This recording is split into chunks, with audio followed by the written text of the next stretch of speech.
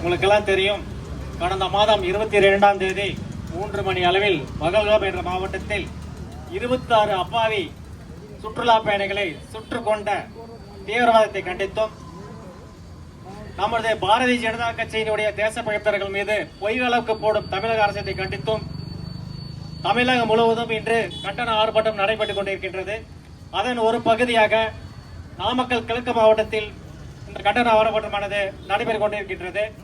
இந்த கண்டன ஆர்ப்பாட்டத்திற்கு தலைமை உரையாற்ற வந்திருக்கும் தமிழக பாரதிய ஜனதா கட்சியுடைய சுற்றுச்சூழல் பிரிவினுடைய தலைவர் திரு கோபிநாத் அவர்களே, எனக்கு முன் உரையாற்ற இருக்கும் மாவட்டத்தினுடைய முன்னாள் தலைவர் சத்தியமூர்த்தி அவர்களே, மாவட்டத்தினுடைய பொதுச்செயலாளர்கள் முத்துக்குமார் அவர்களே, ரவி அவர்களே, சேதுராமன் அவர்களே, மாவட்டத்தின் பொருளாளர் செந்தில்நாதன் அவர்களே, தமிழக பாரதிய ஜனதா கட்சியினுடைய முன்னாள் இளைஞர்களுடைய தலைவர் கமலக்கண்ணன் அவர்களே, வரவேற்புரை ஆற்றியிருக்கும் நகரத்தினுடைய தலைவர் தினேஷ் அவர்களே, மண்டலத்தினுடைய புதுச்சத்தினுடைய ஒன்றியத்தின் தலைவர் செல்வம் அவர்களே, வெண்ணந்தூர் ஒன்றியத்தின் தலைவர் திவ்யா அவர்களே, ராசிபுரம் ஒன்றியத்தின் தலைவர் வேலு அவர்களே, தாமரைப்பேட்டை மேற்கு ஒன்றியத்தினுடைய தலைவர் சரவணன் அவர்களே, கிழக்கு ஒன்றியத்தினுடைய தலைவர் கண்ணன் அவர்களே, சேந்தமலை ஒன்றிய தலைவர் பாண்டியன் அவர்களே, எருவப்பட்டியினுடைய கிழக்கு ஒன்றியத்தினுடைய ராஜேஷ் அவர்களே, மேற்கு ஒன்றியத்தினுடைய தலைவர் சுகந்தி அவர்களே, நாமக்கல் ஒன்றியத்தினுடைய பொறுப்பாளர் திவ்யா அவர்களே, மோகனூர் ஒன்றியத்தினுடைய பொறுப்பாளர் அதீஷ் அவர்களே மற்றும் இந்த கண்டன ஆர்ப்பாட்டத்திற்கு கலந்து கொண்டு தங்களை கண்டனக்குள்ளே பதிவு செய்து வந்திருக்கும் காவிரி சொந்தங்களே, அனைவருக்கும் என்னுடைய வணக்கங்கள். உங்களுக்கு எல்லாம் தெரியும், கடந்த மாதம் 22ஆம் தேதி 3 மணி அளவில் பயங்கரவாத தாக்குதல், அதுவும் பர்டிகுலரா இந்துக்களை குறிவைத்து தாக்கப்பட்டு 26 அப்பாவி சுற்றுலா பயணிகள் கொன்று குவித்தார்கள். அதுவும் ஆண்களையே தேடி தேடி சுட்டுக் கொண்டு இருக்கின்றார்கள். சோ இதுக்கு பேரு தீவிரவாதம் இல்லையா? இது உலகையே உலுக்கிய மிகப்பெரிய தீவிரவாதம். நம்முடைய பாரத பிரதமர் இந்த தீவிரவாத தாக்குதலை கண்டவுடன் தன்னுடைய வெளிநாட்டு பயணத்தை முடித்துக் கொண்டு நமது இந்தியாவுக்கு திரும்பினார். திரும்பிய உடனே உலக நாடுகள் அனைத்தும் அவர் பின்னாடி அணி சேர்ந்தன. அமெரிக்காவில் இருந்து, ரஷ்யாவில் இருந்து, உலக வல்லரசுகள் மட்டுமில்லை, அனைத்து நாடுகளுமே நம்முடைய பாரத பிரதமர் அவருடைய எடுக்கக்கூடிய முடிவுக்கு சரி என்று அவருடைய பின்னாடி நின்றார்கள். இந்த தாக்குதலை கண்டித்து கண்டனம் தெரிவித்தார்கள். ஆனால் நம்முடைய நாட்டில் வெக்கங்கெட்ட அரசியல் தலைவர்கள் நிறைய பேர் இருக்காங்க. அது பர்டிகுலரா தமிழகத்தில் நிறைய பேர் இருக்காங்க. புதுசா கட்சி தொடங்கின விஜய் கூட ஒரு வார்த்தை இந்த தாக்குதலை பத்தி சொல்லவே இல்லை.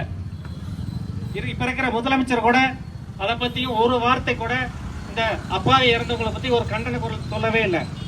இந்த மாதிரி அவங்களுக்கு சொல்றதுக்கு தான் வக்கு இல்லை. அதை பத்தி நமக்கு ஒன்றும் கவலை கிடையாது.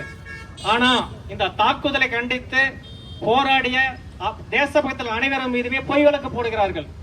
இந்த கண்டனத்துடைய ஆர்ப்பாட்டமே நம்முடைய மாநிலத்தில் நயனார் சொல்லி இருக்கிற விஷயமே பாத்தீங்கன்னா, இந்த நோக்கமே பாத்தீங்கன்னா பொய் வழக்கு போடுற தமிழக அரசு கண்டித்து தான் இந்த ஆர்ப்பாட்டம். உங்களுக்கு எல்லாம் தெரியும், தமிழகம் முழுவதுமே பாத்தீங்கன்னா பொய் வழக்கு நிறைய போட்டுருங்க. பர்டிகுலரா நாமக்கல்ல பாத்தீங்கன்னா 2 பேர் களமண்ணாமியை சேர்ந்த இளமுருகன் அவர்களுக்கும் செந்தில் மேல் அவர்களையும் பாத்தீங்கன்னா இன்னைக்கு பொய் வழக்கு போட்டிருக்காங்க. யாரோ ஒருத்தர் கம்ப்ளைண்ட் கொடுத்திருக்காங்க. அது மட்டும் இல்ல, அன்வர் அப்படிங்கிற நம்முடைய சிறுபான்மையினுடைய சார்ந்த அன்வர் அவர்களை பாத்தீங்கன்னா எஸ்பி அலுவலகத்துக்கு கூட்டிட்டு போய் சமன் இல்லாம, அதாவது ஒரு சமனையா கொடுக்காம அவரை கூட்டிட்டு போய் முறையற்ற விசாரணை செய்து அவரை மிரட்டி அனுப்பிச்சிருக்காங்க. அவர் என்ன சொல்றாரு? இஸ்லாமிய பல விவாதத்துக்கு எதிராக கருத்து சொல்லியிருக்கேன் நான், அவ்வளவுதான். ஆனா அவர் பாத்தீங்கன்னா இந்த 3 பேருமே பாத்தீங்கன்னா அவங்களுடைய விஷயத்துல இருந்து பின்வாங்கவே இல்லை. அது அன்வர் சாங் மன்னிப்பு கூட எழுதி கொடுக்க முடியாதுன்னு சொல்லிட்டே வந்திருக்காரு. சோ இப்படிப்பட்ட அவர்களுக்கு என்னுடைய நேரத்தில் வாழ்த்துக்கள் தெரிவித்துக் கொள்கின்றேன். நீங்கள் இந்த பொய் வழக்கு மூலியமாகவும் காவல்துறை ஏவி விட்டு அடக்குவது மூலியமாகவும் இந்துக்களை ஒன்றும் அடக்க முடியாது அப்படிங்கிற விஷயத்தை நீங்க தெரிஞ்சுக்கணும். இந்த இடத்துல உலக நாடுகளே நம்முடைய பாரத பிரதமர் பின்னாடி இருக்கும் பொழுது நீங்கள் ஏன் உங்களால் வந்து மனசேச்சா இல்லாம அவர் மேல் பொய் வழக்கு போடுகிறீர்கள். இன்னும் எல்லாருமே எதிர்பார்த்துக்கிட்டு கொண்டிருக்காங்க எப்ப போர் வரும் அப்படிங்கிறது. போரை விட அதிகமா விஷயங்கள் பண்ணியிருக்காங்க. உங்களுக்கு 1960 ஏற்பட்ட சிந்து நதி ஒப்பந்தத்தை நிறுத்தி வைத்திருக்கிறார்கள். அவங்களுக்கு குடிக்க கூட தண்ணி இல்லாம சூழ்நிலை உருவாக்கிட்டு இருக்கு. உங்களுக்கு தெரியும் நினைக்கிறேன். அது மட்டும் இல்ல, ஏற்றுமதி இறக்குமதியான அந்த அந்த தகரமும் பாத்தீங்கன்னா இப்ப நிறுத்தி வைக்கப்பட்டுள்ளது. அவங்களால ஏற்றுமதியும் செய்ய முடியாது, இறக்குமதி செய்ய முடியாது. நமது வாகாபாடு எல்லையை க்ளோஸ் செய்து வச்சிருக்கார்கள். சோ அந்த நாடு வந்து உலகத்திலிருந்து பாகிஸ்தான் தனிமைப்பட்டு இருக்கிறது. அவங்க வந்து பாத்தீங்கன்னா மற்ற நாடுகள் தொடர்பு இல்லாமல் தனிமைப்பட்டிருக்கிறது. அவர்களுக்கு ஒருத்தருக்கு கூட இதுவரைக்கும் வந்து நேரடியாக சப்போர்ட் செய்யறதுக்கு ஆள் இல்லை. இப்படிப்பட்ட சூழல் இருக்கும் பொழுது நம்ம நாட்டிலேயே வாழ்ந்துகிட்டு இவங்கெல்லாம் பாத்தீங்கன்னா அந்த தீவிரவாதத்தை ஆதரிக்கிறவங்க எல்லாமே தீவிரவாதிகள் தானே. கண்டிப்பா இங்க இருக்கிற முதலமைச்சர் கூட பாத்தீங்கன்னா அதை ஆதரிக்கிற மாதிரி தானே பேசுறாரு. நம்முடைய மாவட்ட தலைவர் சொன்ன மாதிரி, முன்னாடி மாவட்டத்தில் சொன்ன மாதிரி சில பேர் வந்து இவங்களெல்லாம் இங்க இருக்கிறதுக்கு தகுதியற்றவர்கள். அப்படிப்பட்டவர்கள் தான் இந்த அரசியல் கட்சி நடத்தி கொண்டிருக்கிறார்கள். இது இஸ்லாமிய மக்களும் இந்த விஷயத்தை வந்து யாருமே வந்து இதை சரி அவங்க சொல்றது வந்து சரின்னு படவே இல்லை. தீவிரவாதம்னா அது எந்த இடத்துல நடந்தாலும் தீவிரவாதம் தான். அது இஸ்லாமிய மக்கள் பண்ணாலும் தீவிரவாதம் தான், வேற யாரும் செய்தாலும் தீவிரவாதம் தான்.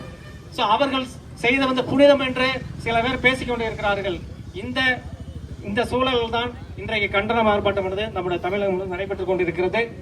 இந்த பொய் வழக்கு போட்ட காவல்துறை கண்டித்தும் தமிழக அரசு கண்டித்தும் இந்த நடைபெற்றுக் கொண்டிருக்குது. நம்ம மாவட்டத்தை தெரிஞ்ச அந்த 3 பேருக்குமே பார்த்தீங்கன்னா அவர்களை வந்து இந்த நேரத்தில் வந்து ஹானர் பண்ணுங்கிறது நம்முடைய கடமை. ஹானர் பண்ணணும் அவங்கள.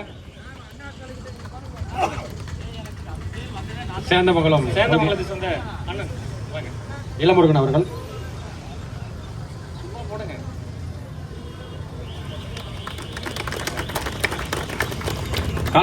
காலப்பநாயக்கம்பட்டியை சேர்ந்த திரு செந்தில்குமார் அவர்கள்.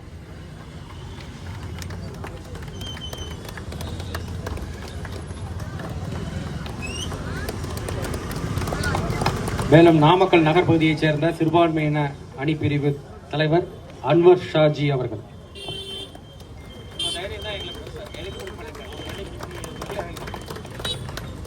மாவட்ட நிர்வாகத்தின் சார்பாக நன்றி கலந்த வழக்கத்தை தெரிவித்துக் கொள்கிறோம். இந்த ஆர்ப்பாட்டத்தை தொடர்ந்து நம்முடைய மாநில தலைவருடைய அறிவுறுத்தல்படி அனைவருமே சேர்ந்து நம்முடைய மாவட்ட ஆட்சியரிடம் மனு கொடுக்க இருக்கின்றோம். ஸோ இந்த நம்முடைய சிறப்பு பேச்சாளர் கண்டன உரையாற்ற பின்னாடி அனைவருமே சேர்ந்து நம்ம போய் இன்னைக்கு நம்ம அந்த மாநில தலைவருடைய அறிவுறுத்தல்படி நம்ம கொடுக்கின்றிருக்கோம். இந்த கண்டன ஆர்ப்பாட்டத்துக்கு வருகை வந்த அனைவருக்குமே இந்த நேரத்தில் வரவேற்றிருக்கிறேன். நன்றி.